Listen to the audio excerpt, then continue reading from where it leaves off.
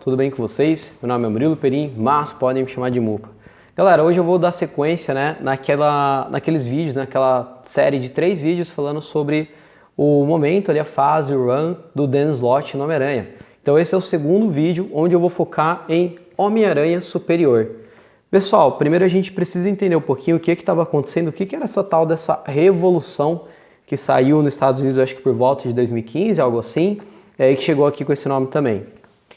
A Marvel e a DC, obviamente, ao longo da história, elas sempre vão tentar fazer um novo começo, ou rebutando mesmo seus personagens. O universo acaba aqui, o universo começa agora. Ou fazendo grandes alterações. Esse não é mais o Homem de Ferro, esse é o Homem de Ferro. E esses dois exemplos, eles vão trazer muito como que a DC costuma fazer isso, como que a Marvel costuma fazer.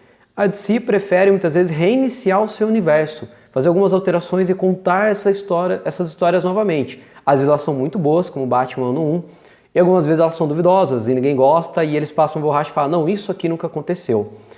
E a Marvel tem o hábito de reconfigurar os personagens, de criar um outro universo, não rebutar o mesmo, mas criar um outro, fazer grandes mudanças no universo que a gente gosta.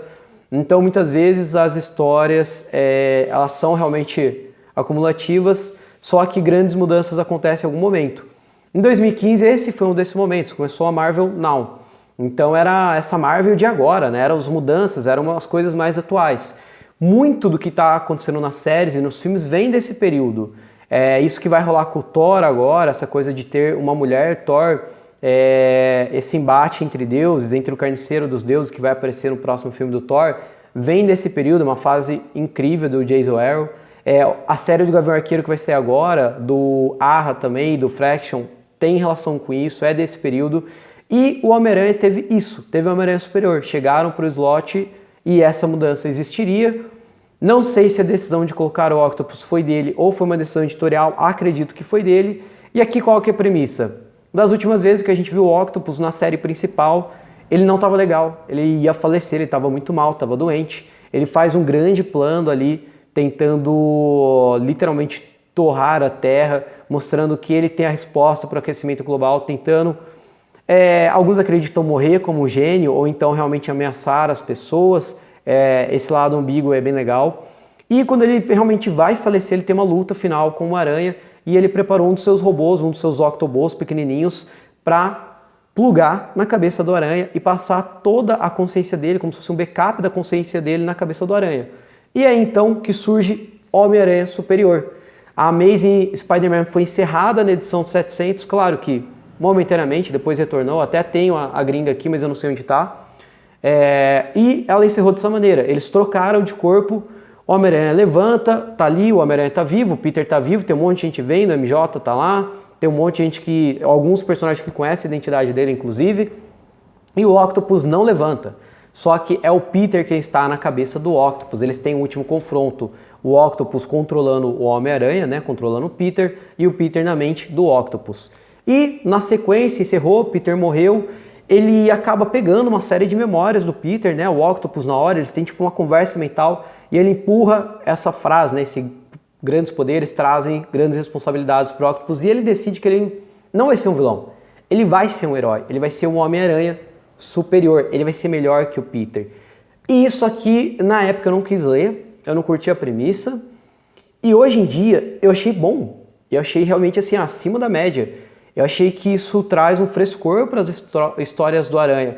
Eu acho que dá uma desandada, depois eu acho que foi mais longo do que deveria, todo mundo sabe que o Peter voltaria, claro, mas no início isso é muito legal, porque tinha que ser o Octopus. Primeiro isso, o Octopus é o vilão que ele é arrogante, ele também é um cientista, ele é muito mais velho que o Peter, então ele tem outras preocupações, ele enxerga o mundo de uma maneira diferente. Então logo que ele assume, peraí, por que eu não vou conseguir equilibrar a minha vida pessoal com a minha vida profissional? Por que eu vou ficar passeando pela cidade procurando as coisas? Eu não preciso disso. Eu vou criar um monte de robô, eu sei essa tecnologia, eu conheço isso, eu tenho acesso a um laboratório incrível para isso, e eu vou botar essa galera para patrulhar. Se der problema, eles me avisam. Faz sentido. Por que o Peter nunca fez isso? Ele sabe fazer isso. O Octopus faz.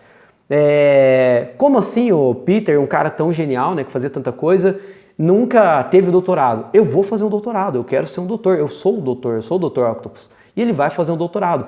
Então são outras premissas, é uma outra percepção de um cientista arrogante e muito mais egocêntrico na cabeça do Peter do Homem-Aranha. E é legal, isso traz uma dinâmica diferente. Ele passa a ser muito mais mesquinho com as pessoas, ele é arrogante, ele se acha, ele é extremamente inteligente, as pessoas sabem disso, as pessoas percebem essa mudança.